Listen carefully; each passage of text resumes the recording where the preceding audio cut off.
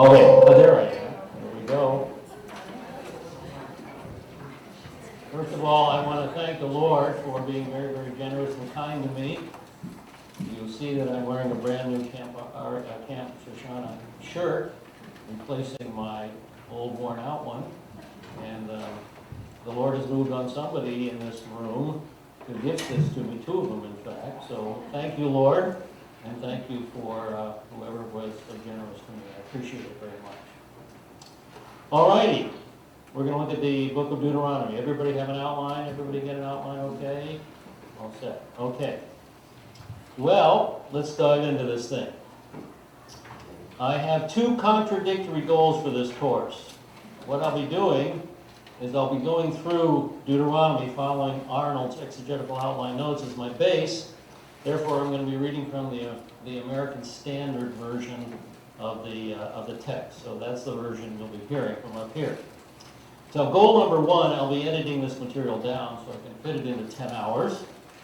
And goal 2, I'll be expanding the material slightly by illustrating Deuteronomy with graphics and appropriate illustrations and explanations. So I'll be editing Deuteronomy down on one hand and expanding it on the other hand. 2 contradictory goals. We'll see how I do. All right, let's begin with some foundational material. In addition to Arnold's notes, I've consulted 6 additional works. So I'm putting these up here to help you with your personal Bible study after camp. So these are good material to have in your own library.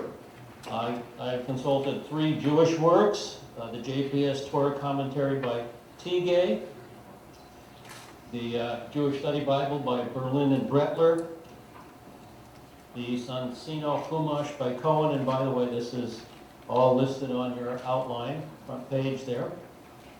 And then there's 4 Christian commentaries. First of all, the Moody Bible Commentary by Delneck Van Lanningham, editors there.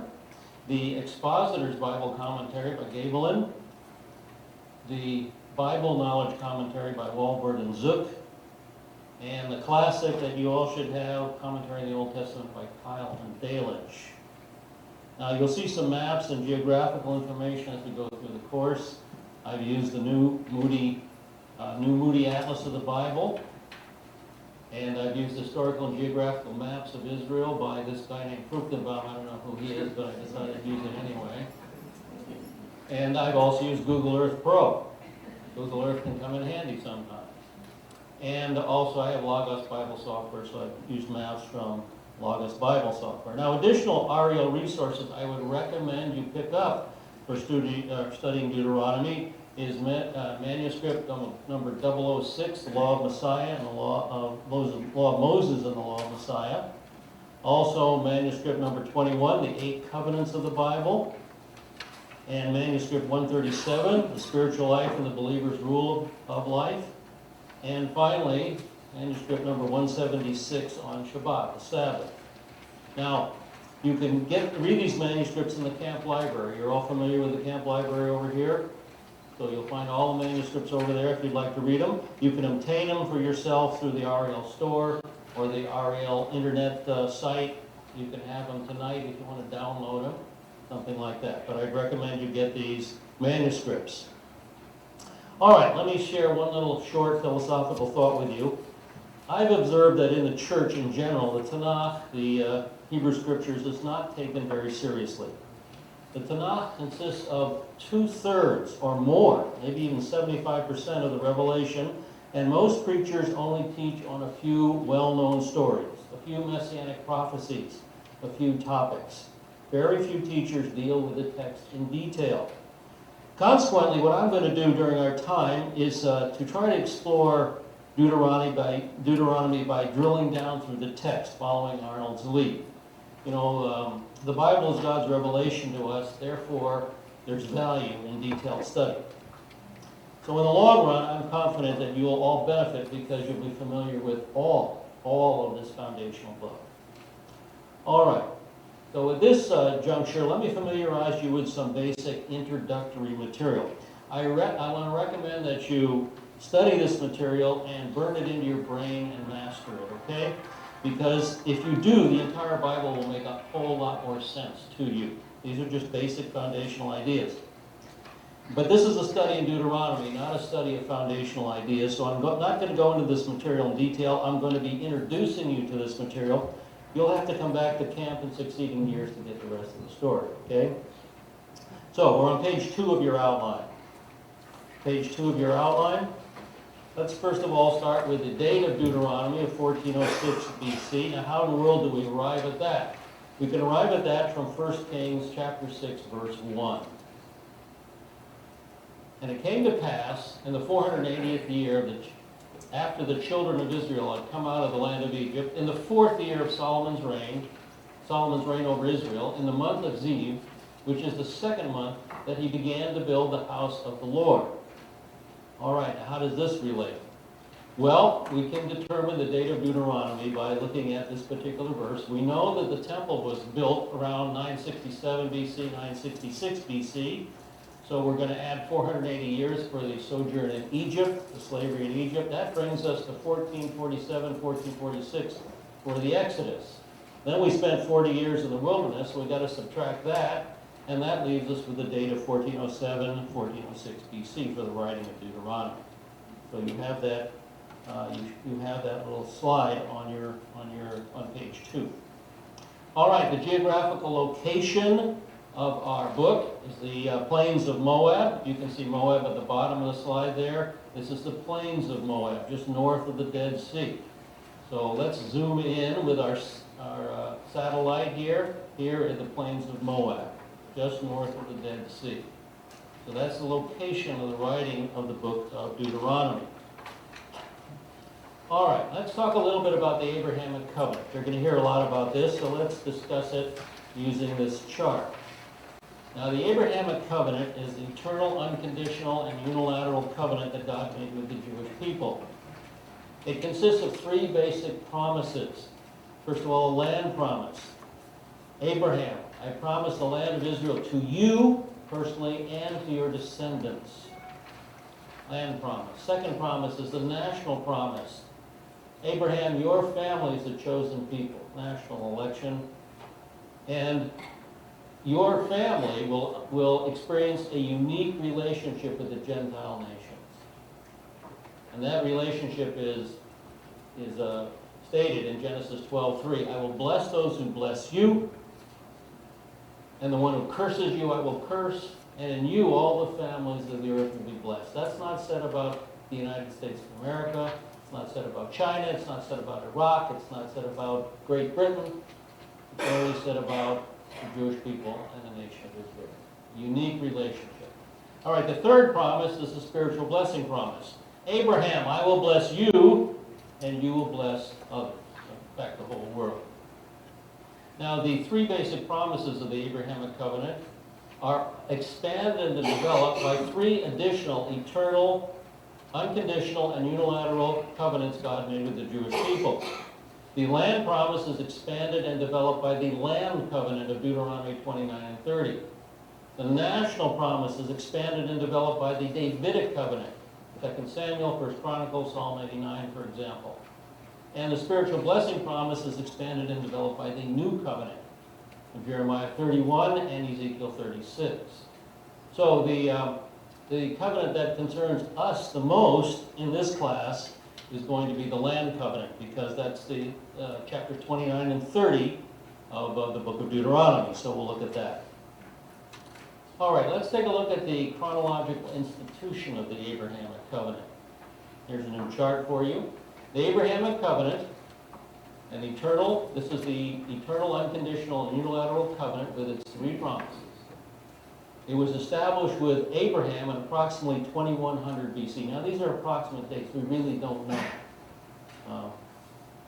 There's no way to really tell exactly when Abraham received this covenant, but approximately 2100 BC, 2100 BC. It was passed on to Isaac about 2000 BC. All these guys lived over 100 years. Passed on to Jacob around 1900 BC. Passed on to the 12 tribes around 1800 BC. Then we experienced the Exodus from Egypt, and we came to the base of Mount Sinai, and in 1446 BC, the temporary, conditional, and bilateral Mosaic covenant was instituted. And that's a very important verse dealing with that is Galatians 3:19. Now, the Mosaic covenant, its purpose is to be a temporary administrator of the Abrahamic covenant. I'll explain that in a little more detail in a little bit. Its purpose is the temporary administrator of the Abrahamic covenant. For example, if you lived in the land after entering the land in 1406 BC, you lived under the stipulations of the Mosaic covenant, right? Sure you did. All right? When David came to the throne and the national promise was expanded and developed, David had to live under the stipulations of the Mosaic covenant, right? Okay. The Mosaic covenant was administering these promises and these additional covenants. But what happened when the new covenant was instituted in 30 AD? What happened there? Well, right there in 30 AD, the Mosaic covenant was rendered inoperative. It had fulfilled its purpose. It ceased to be a mandatory rule of life. It continues to be holy, righteous, good, and relevant. And you can see all those verses. These verses are at the bottom of the page. I believe I put them on the bottom of your outline. Yes, the bottom of page 3 there. But it is not required. It's holy, righteous, and good, but it is not required. The rule of life today is the law of the Messiah. Now, what is the law of the Messiah? Well, it's found in 1 Corinthians 9, Galatians 6:2, Romans 8:2, and James chapter 1 and chapter 2. It's referred to there. The law of the Messiah consists of the applicable commandments of the Brit Hadashah, of the New Covenant, of the New Testament. All the applicable commandments. And it also includes all the eternal principles found in the Hebrew Scripture. Don't overlook the eternal principles found in Canaan. So this is the Abrahamic covenant in its fullness, and it's the new covenant that is the portal for the Gentiles. Salvation by grace through faith. That's where Gentiles are grafted into the church, grafted into the olive tree. The olive tree is a place of blessing.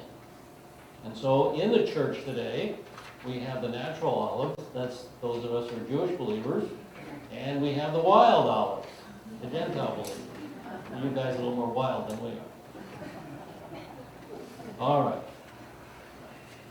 So we're looking at the land covenant. Remember, that's the one that will be on our focus in the book of Deuteronomy.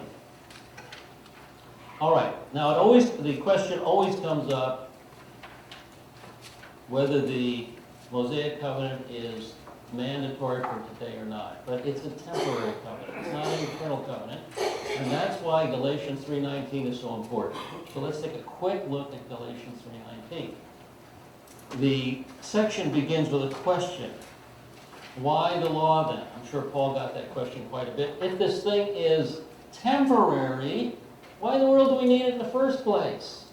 All right, now Paul answers the question. The Mosaic law was added. Added to what? Added to where? Added when? Well, it was added in 1446 BC at Mount Sinai to the Abrahamic covenant. So the Mosaic law had a beginning. The rabbis teach that it was eternal. But the new covenant, the Brit Hadashah, teaches that it had a beginning. 1446 BC at Mount Sinai to the Abrahamic covenant. Why? Because of transgression. The family of 70 was now 2 million at a conservative estimate. And this was now a nation. This nation needed laws so that we would know how to live a righteous and holy life. The possibility of transgression has multiplied tremendously. So we had to deal with the sin issue in a nation and guidance for the nation. The nation needed laws. Having been ordained, that tells us that this came from God. This is God's law through angels by the agency of a mediator. That's Moses. We call it the Mosaic law, and that's fine. But don't think that Moses thought this stuff up. Moses simply was the scribe. He was the one who wrote it down. All this comes from God and from the mind of God, not from the mind of Moses. He was the mediator. Until, there's another key word. Until when? Well, until when is Passover AD 30, until the seed would come, a reference to Yeshua, to whom the promise had been made. So we have a beginning to the Mosaic Law added in 1446 BC, and we have an end to the Mosaic Law, when it ceases to be operative, when Yeshua instituted the new covenant in Passover AD 30. Okay? And we see him do this, for example, in Luke 22:20. In the same way, he took the cup after he had eaten, saying, "This cup which is poured out for you is what? The new covenant in my blood." He's anticipating his death and resurrection all out on the cross. So he's instituting the new covenant.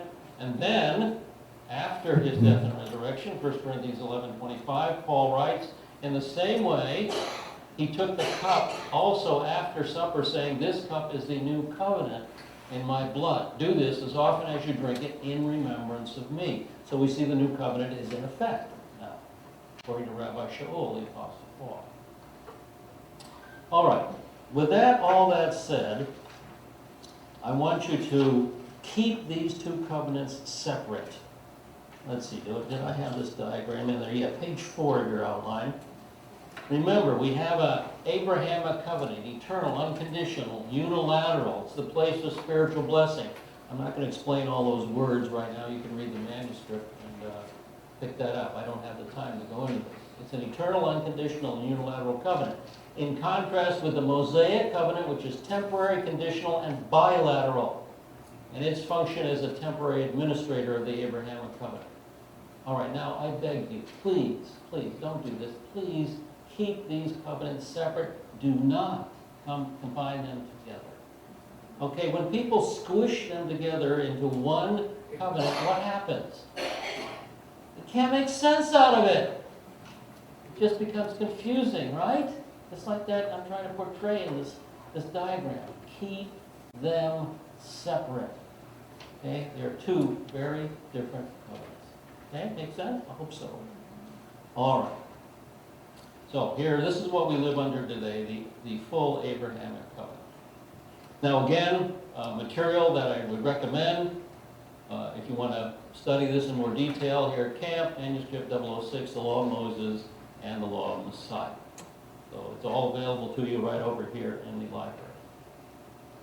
All right, now I'm going to give you homework. I'll test you on this next time. So, here's some homework. The importance of all Scripture. Please study the verses on the bottom of page 4 of your outline, okay? Read those over tonight before you go to bed. If you read those verses, you will discover that Deuteronomy is going to supply us with teaching, with reproof, with correction, with training in righteousness, with principles to apply to our daily lives, and examples, both positive and negative, to follow. That's what we're going to get out of Deuteronomy. All Scripture is inspired by God and useful for teaching, reproof, correction, training in righteousness, and a couple other things as well. So please read those verses. Now, H, steps for application development. We want to apply this to our lives. We don't want this just to be a cerebral experience, an intellectual experience. So please study the 5 steps explained on pages 5 and 6 of your outline. Principles to develop an application. All right, I. Common, we're going to refer to a common Hebrew literary device now and again called chiasm. What in the world is that, Bob? Well, read the bottom of page 6, and hopefully that'll explain what chiasm is to you, so I don't have to explain it. J, we will mention sacrificial offerings. So please read the material at the top of page 7 of your outline to get a definition of each of the sacrifices that we'll mention. K, legal terminology. We'll be spouting off some legal terminology, so please read the entries on the bottom of page 7 of your outline so you'll know kind of what the difference is between all these laws and ordinances and statutes, etc., that we'll mention. L, the historical setting of the Mosaic Covenant. This is by Dr. J. Carl Laney, who's one of my profs at Western Seminary. I thought it was a real good article to have on hand, so please study this article on page 8 of your outline. So I expect you all to get this read by 10 o'clock tonight. Right? All righty. M. I want to show you how Deuteronomy and what's called the Suzerain Vassal Treaty, how they compare. That's the article by Dr. Laney deals with the Suzerain Vassal Treaty of the ancient Near East. Moses was led of God simply to use a format that his readers were familiar with, the Suzerain Vassal Treaty. And as we look at Deuteronomy and compare it with the Suzerain Vassal Treaty of the ancient Near East, they both have a preamble, they both have an historical prologue. That's followed by general stipulations, then specific stipulations, then blessings and cursings, and then witnesses to the covenant, to the treaty. So read that over, and read that article by Dr. Laney, and you'll be ready to go. All right. Exegetical terminology, page 9. I wrote on page 9, various concepts appear and repeat themselves throughout the book of Deuteronomy and the Bible. Not just Deuteronomy, whenever you're reading the Bible. A familiarity with these repetitive terms, you'll come across them all the time, will help you pinpoint the purpose for a phrase or the flow of thought. So I've listed a dozen of these key words just to keep in your brain as you study the Bible. You read a verse and you say, what is that? Well, it might be a command, or it just might be a fact. I mean, you see Arnold putting this stuff up here. It might be an object, like a person, a country, a place. It might be the reason something happens. It might be describing the results, both positive and negative, or the timing, or it might be detailing some historical information or some geographical information, or it might just be a very good cross-reference, or an observation, or an application. So if you keep these kinds of words, this terminology in your mind, you can just write that down when you take notes. That's the way I try to take notes. For example, here's an example of this kind of technique. When we get to chapter 1, verses 20 through 25, it'll deal with the sending out of the spies. And then in verse 26, we start looking at the first rebellion. Well, as we read chapter 1, verse 20, you'll notice that it's an admonition. And verse 21 is followed by a request. Verse 22 is a response to that request. Verse 23 describes the journey that results from that request. And verse 25 deals with return. So when we're talking about that, if you can pinpoint what the phrase is talking about, just write down that key word. I think your note-taking will go a lot easier. When you go back and read those verses, okay, verse 20 is an admonition. Okay, what's an admonition, you know? And you get a sense of the flow of what's going on in verses 20 through 25. Okay, does that make sense? Oh, by the way, verse 25 is the report. Okay, does that make sense? I hope so. That's just a suggested note-taking technique here at Camp Shoshana. All right, we're now on page 10. All right, the book of Deuteronomy. We're just going to go through some introduction to the text. We're on page 10 now. All right, let's begin with the title. It's Devarim. The Hebrew title is Ele Hadvarim, meaning these are the words. It's based on the first two words of the Hebrew text. We usually see a shortened form of Devarim. Other Hebrew titles, Hellenistic, Greek-speaking Jews called it the Mishnah HaTorah, based on chapter 17, verse 18. And the meaning there is the second law giving, or a law repeated, partial restatement of the law to a new generation with some new material. This is also a rabbinic name for the book. The rabbis also call it the Sefer Tochahot, meaning the book of admonitions. That's because there's many admonitions in this book. And the Greek title is Deuteronomion. That sounds familiar, doesn't it? It means a second law, based on an incorrect rendering of the Hebrew in chapter 17, verse 18. Chapter 17, verse 18 was incorrectly translated as Deuteronomion Tuto, the second law. The actual meaning is repetition or copy of the law. And of course, we get our English title, Deuteronomy, based on the Greek. All right, the author. Well, the scribe. Remember, Moses is really the scribe. God is really the author here. We would call it the Book of Moses. So we have external evidence pinpointing Moses as the scribe in this book. The external evidence is evidence outside the Book of Deuteronomy. So the Hebrew Scriptures ascribes and attributes the whole of the Pentateuch to Moses, and of course that includes Deuteronomy. There's 9 references to Moses. The first one is in Joshua 1:7. That's the closest book. According to all the law which Moses my servant commanded you. And the 9th reference is the last book of the Tanakh, Malachi 4:4. Remember the law of Moses my servant, which I commanded him. So that's just a quick look at the external evidence. Excuse me, no, I'm not done there. When Jesus quoted from it, he attributed it to Moses. And both the Jewish and Samaritan traditions ascribe it to Moses. All right, then there's some internal evidence within the book itself. About 40 times in the book it's attributed to Moses. And the book fits the timeline of Moses rather than the timeline of Joshua. It's earlier than Joshua because the whole story takes place outside the land. And all the geographical and historical notations show first-hand knowledge of the territory. It's also very similar to the other ancient law codes, such as the law code of Hammurabi. And so it fits the era ascribed to it. It fits in there. So it's following the treaty form used in the 15th or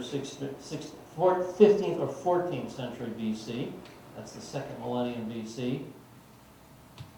Treaties of the first millennium BC did not follow the same pattern as treaties of the second millennium BC. So this follows the pattern of the era that is ascribed to. So everything fits pretty well there.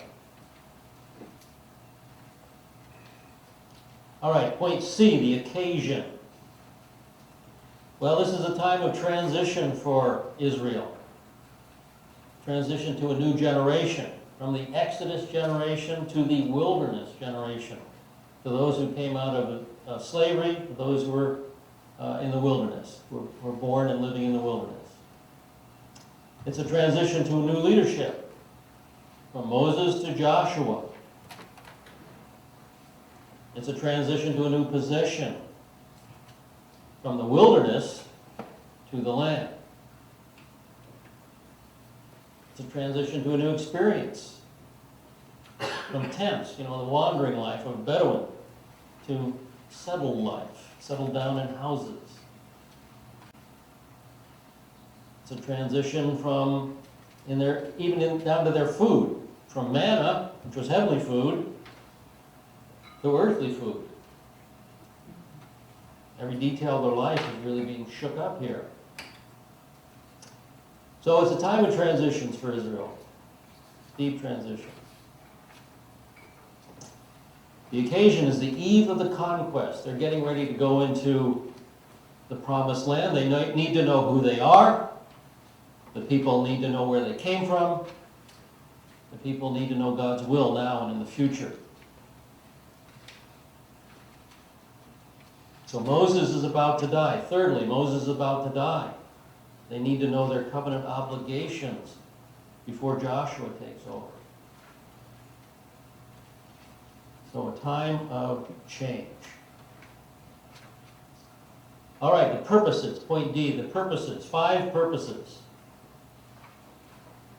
The book is a theological explanation of the last 40 years. We're going to go over some history in this book. So the people need to know why the wilderness wanderings occurred. Why have we been going around in circles for 40 years? Secondly,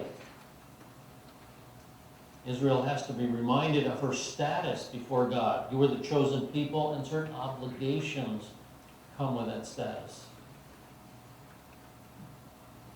The people need to be prepared for conquest of the land. They're going to fight some wars. Another purpose is to prophesy of their future, both the near future and the far future. And then it's supplemental. Another purpose is supplemental. It fills in the details of the earlier writings of Moses.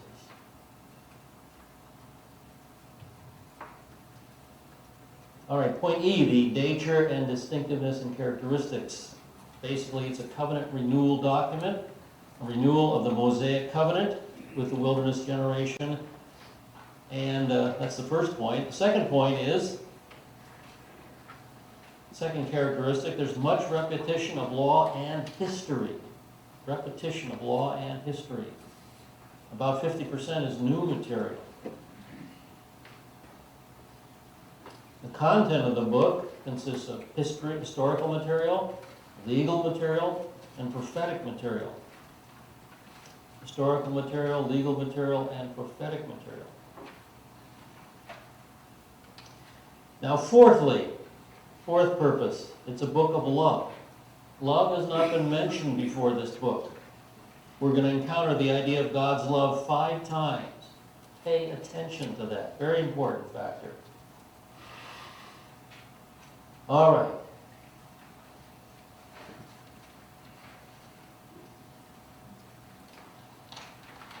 Point F, page 11. Key words and phrases.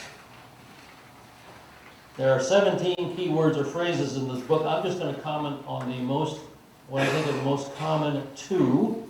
The first word is the word land, over 200 times. The word land. Another very important phrase is the idea of obedience. We'll come across that some 227 times.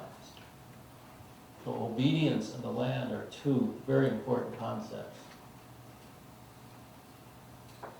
All right, point G, the key verse is Deuteronomy 6, 4, and 5. Up on the screen here. Hear, O Israel, the Lord is our God, the Lord is one, and you shall love the Lord your God with all your heart, with all your soul, with all your might.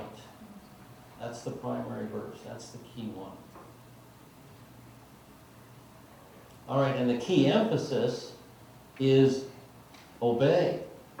And we're going to run across a lot of synonymous terms for obedience. Hear, keep, do, serve, fear, cleave, walk. You're going to hear terms like that. They all mean obedience. All right, point I, key points. 11 key points here. I don't think I gave you enough room there, right? Small. First one is God's uniqueness.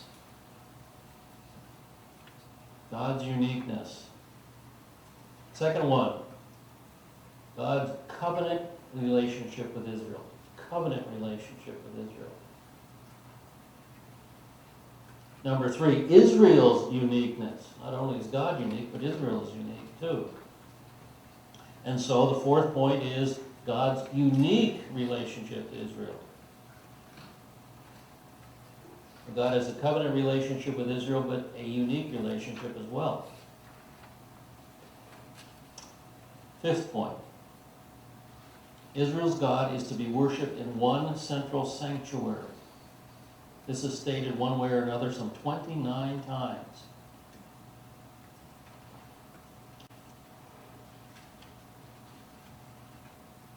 All right. Number 6.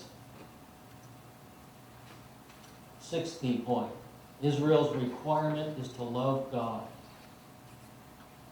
Israel needs to love God. Seventh key point is the danger of idolatry. That's going to be mentioned 11 times. The danger of idolatry. Another key point is Israel's obligation, number 8. It's Israel's obligation to be a holy people.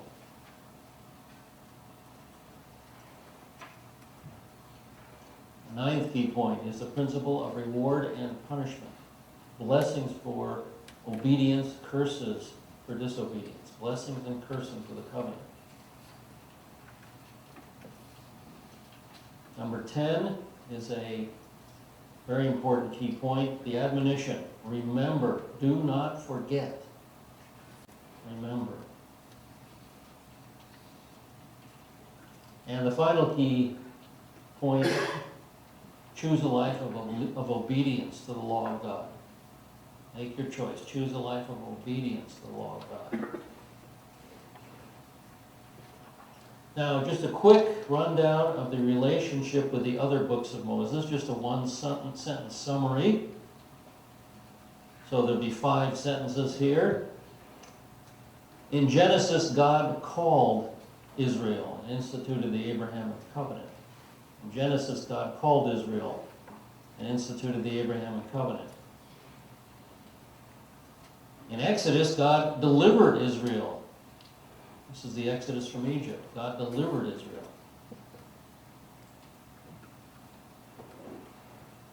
In Leviticus, God sanctified Israel through the law. They were set apart to be a special people. God sanctified Israel. In the book of Numbers, God disciplines Israel when disobedient. Book of Numbers. And now in Deuteronomy, God expresses his love for Israel through his faithfulness. God expresses his love for Israel through his faithfulness.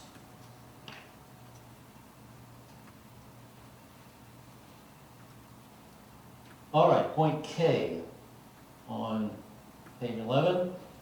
Divisions and structure. There's 2 basic parts. The first part consists of 3 addresses, 3 speeches by Moses. In chapter 1 through chapter 4, verse 43, Moses tells what God has done for Israel in the past. What God has done for Israel in the past.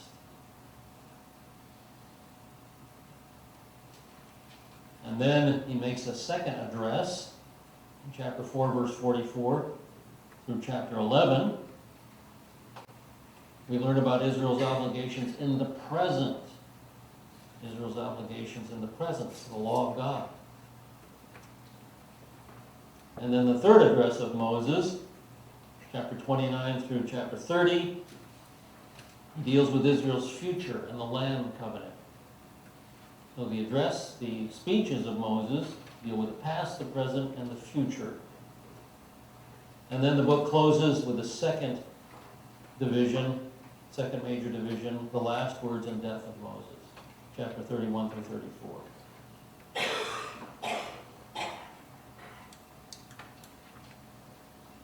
Just a quick observation regarding the New Testament. This book is quoted over 80 times.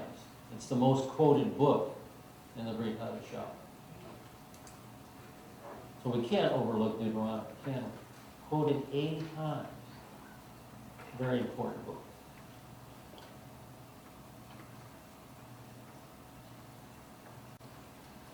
All right, point M, the main theme. Beware lest ye forget. And the covenant is renewed. Don't forget my covenant. And there's a few sub-themes. One is divine faithfulness. How God is faithful to Israel. Another sub-theme is obedience. Observe this and do it. Obedience. All right. Ready to get in the text? Got your fingers cramped yet? All right. Now we're going to start with, we're on page 12 with the text of Deuteronomy. We'll begin with the preamble here. This is the introduction to the covenant. We start with covenant background in chapter 1, verse 1. By the way, is that type readable for all of you? I don't use pure white type. I use a grayed out type because I don't like how contrasted it is. Can you all read it okay? Okay. I won't change any contrast there. All right, chapter 1, verse 1, first part of the verse. These are the words which Moses spoke. Now, Moses will soon die. So there's a need for covenant renewal here. He was the first prophet in Israel, first prophet of the nation itself. And he was the greatest prophet until Yeshua. Now, Abraham was also a prophet, but that's long before nationhood. So he's the first prophet of the nation. And that phrase, "these are the words," is the normal beginning for all preambles. These are the words which Moses spoke unto all Israel. So Israel is being addressed. This is a Jewish covenant. It's not for the church. It's for Israel. And Israel is the only nation in the world to have the Word of God as its constitution and founding document. That's the only nation in the world to do that. And then that phrase, all Israel, very common phrase in Deuteronomy. Then he talks about the location. Beyond the Jordan, in the wilderness. Beyond the Jordan is kind of a fluid term. It can mean either the west or east bank of the Jordan. 6 times it's used of the east bank of the Jordan. 3 times it's used of the west bank.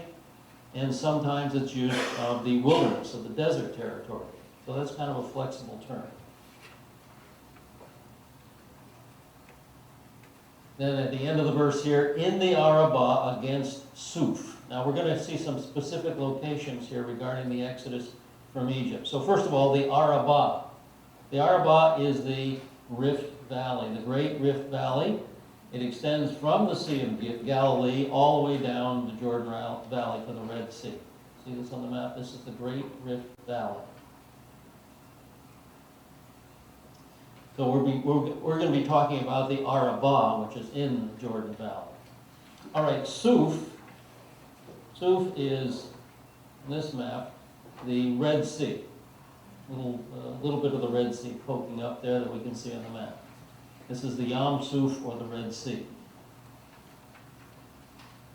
And the verse says, over against, that means the southern end of the Arabah. That's the southern end of the Arabah is from the Dead Sea down to the Red Sea.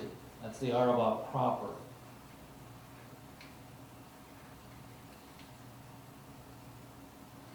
All right, the second part of verse 1. Between indicates a number of towns here. First of all, Haran, which is also Kadesh Barnea. Tophel, we don't know where that is. Laban, we don't know where that is. Hatzerat, that's in the east of Mount Sinai. And Dizahab, which is east of Hazerat on the Gulf of Aqaba. So here's a map. And we know where Kadesh Barnea is, located in this location right about here. And we need to go to the south. Here is Mount Sinai, and Hatzerat is located to the east of Mount Sinai, and then to the east is Dizahab. So we know where some of these locations are for the route of the Exodus. All right, verse 2. It is an 11 days journey. 11 days journey that took 40 years to complete. All because of the sin of Kadesh Barnea. So there's about 140 miles from Horeb to Kadesh Barnea. So from Horeb, here's your map. And this is Mount Sinai from Horeb, Mount Sinai, by way of Mount Seir. So we left Mount Sinai, we went up the Yom Suf, up the Red Sea, to the base of Mount Seir. This is the Mount Seir mountain range. The Mount Seir mountain range coming down. Here is a small snippet of the Mount Seir mountain range. That's the Arab town of Aqaba in the foreground. You can see it's quite a rugged mountain range. So from that point, we've gone north up the Gulf of Aqaba, and now we're going to cut northwest and head over to Kadesh Barnea, over there. And we should have entered the promised land at that point, but the sin of Kadesh Barnea intervened. All right, verse 3, we come to the date. And it came to pass in the 40th year. This is the 40th year of the wilderness wanderings, where it started in 1447. We're now in 1406 BC, 40 years later. In the 11th month, that's January or February, on the first day of the month. And the act, Moses spoke unto the children of Israel. And the content, according to all that the Lord had given him in commandment unto them. So the commandments of the law of Moses are going to be repeated, and this may have included other commandments that was written down during the 40 years. All right, verse 4. After he had smitten Sihon, king of the Amorites, who dwelt in Heshbon, and Og, king of Bashan, who dwelt in Ashtaroth at Edrei.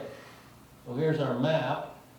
Now we're going to have to go north on this map in order to find these locations. So here we go. Okay, here's Heshbon at the north end of the Dead Sea. And way up north by the Sea of Galilee is Bashan. And Og dwelt in Ashtaroth, located east of the Sea of Galilee, and at Edrei, which is a little south of Ashtaroth. So the book was written after these two kings had been conquered. All right, verse 5. We come to the discourse. Beyond the Jordan, that's the east bank, in the land of Moab. So here's our map again. There's Moab on the east side of the Jordan, east of the Dead Sea as well.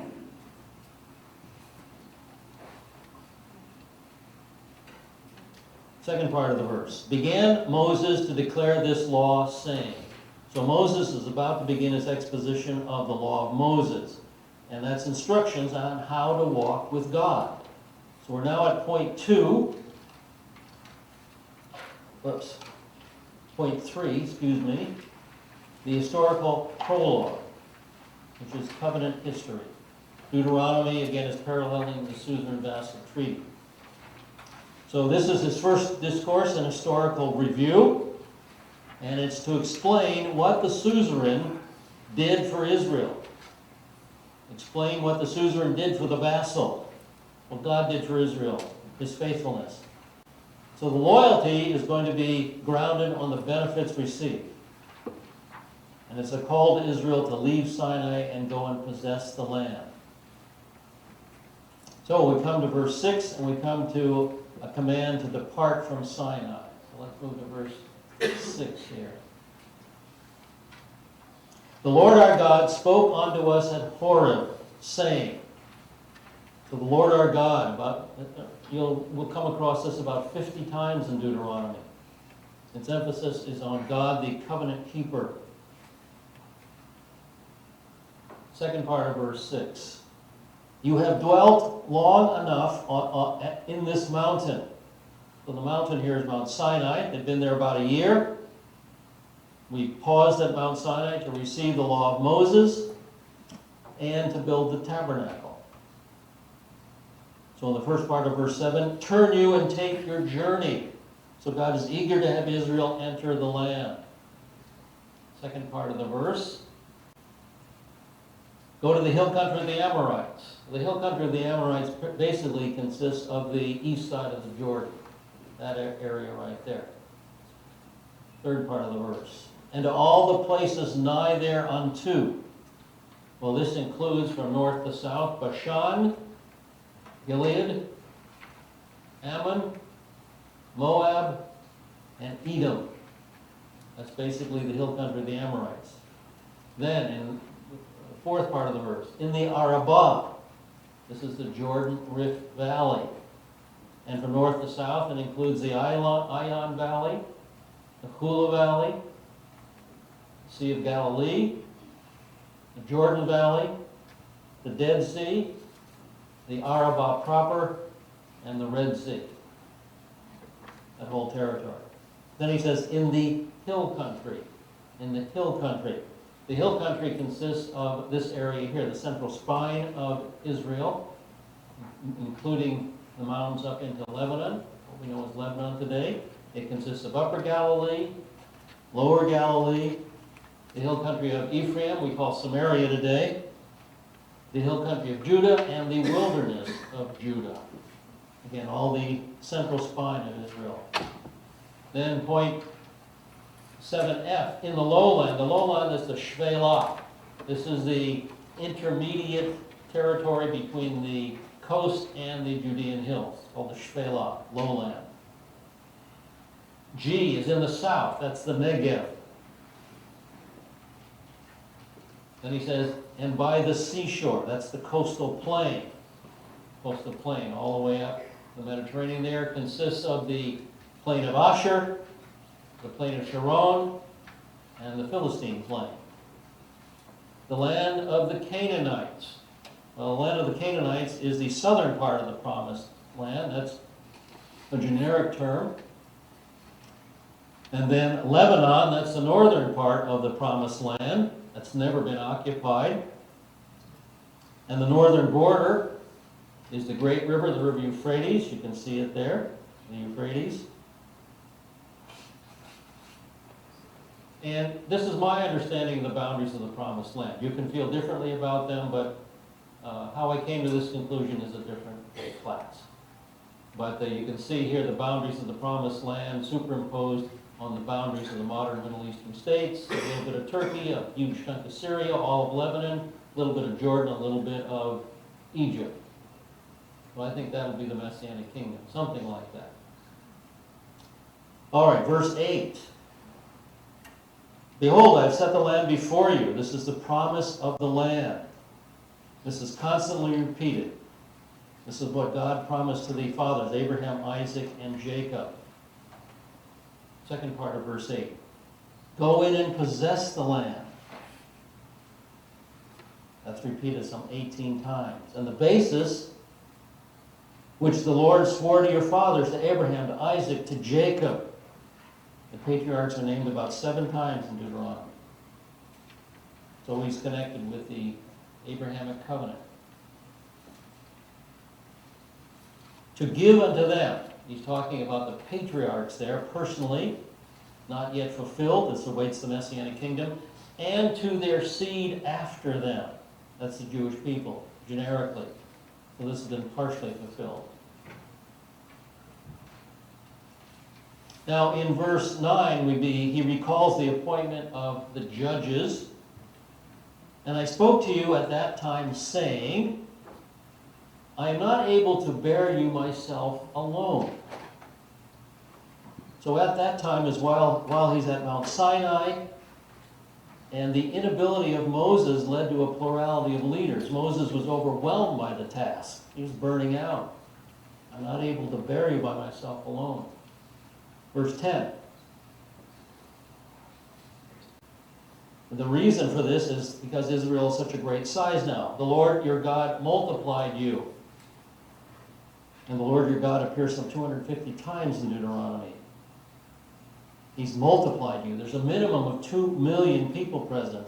If each couple had a couple of kids, that's a conservative estimate. 2 million. And the result, behold, you are this day as of the stars of heaven for multitude. Now, he's not talking about merely numbers. He's talking about density here. A dark night sky filled with stars. So go out tonight at midnight and look up in the sky and get a night. All right, verse 11. Moses utters a blessing. The Lord, the God of your fathers, make 1,000 times as many as you are, and bless you. So Moses is not against any more numerical growth. He's not intimidated by it. As he has promised you. That, of course, is in the Abrahamic covenant. And it's the Lord, the God of your fathers. But the problem comes out in verse 12. How can I myself bear? Moses is burning out. He needs help. It's too much for one man. How can I bear your cumbrance? That's your trivial quarrels. How can I bear your burden? That's providing for your needs. How can I bear your strife? That speaks of legal issues, constant issues to settle. Nothing has changed in the Jewish community. Verse 13, the recommendation. Verse 13, take you wise men, or take you men that wise, it means they have wisdom, understanding, they're discerning, known, that means they have knowledge, they're men of reputation, according to your tribes, so all the tribes are going to be represented, and the role of Moses, I will make them heads over you. He will officially appoint them. He'll make the final decision regarding who becomes a co-leader. Verse 14, the response of the people, and you answered me and said, the thing which you have spoken is good for us to do. So the people were involved in this decision. And so these people were appointed. First of all, they were selected. So I took the heads of your tribes, men, wise and known, and made them over you, judges. Now this is a very organized breakdown. This is the first tier of the legal system. These are Moses' assistant judges, captains of thousands, captains of hundreds, captains of 50s, captains of 10. And then he says, and officers according to your tribes. This is the second tier of the legal system. These are the shotrim, these are the police. These are the police officers to enforce the decision of the judges. Then in verse 16, and I charged your judges at that time, saying, and he gives them 4 instructions. First, hear the causes between your brethren. In other words, hold court and hear a case between Jew and Jew. Secondly, judge righteously. Provide a fair hearing between a man and his brother, between fellow Jews. Also the sojourner that is with him. That's speaking of the Gentile. Just because you're a Jew doesn't make you right, doesn't give you an advantage in the court of law. It's supposed to be perfectly fair. Verse 17. Third instruction. Ye shall not respect persons in judgment. In other words, equal treatment under the law. And the specifics. You shall hear the small and the great alike. Equal treatment, whether they're rich or poor, whether they're weak or powerful. You shall not be afraid of the face of man. Don't be intimidated by anyone. Why? For the judgment is God's. God is the proper object of fear, not man. It's his will that righteous judgment be carried out. And the judgment of the judges is recognized as that of being of God himself. And finally, fourthly, and for the cause that is too hard for you, they're not going to be able to decide every case, you shall bring unto me, and I will hear it. He's the court of appeal, and Moses had direct access to God, so that's a pretty good Supreme Court, isn't it? And so the conclusion in verse 18, and I commanded you at that time all the things which you should do. All right, that brings me right to the end of my time. And so we will pick it up next session, chapter 1, verse 19, with the sin of Kadesh Barnea. So is there, Arnold, are there any announcements or anything we need to go through? This one. Got a microphone?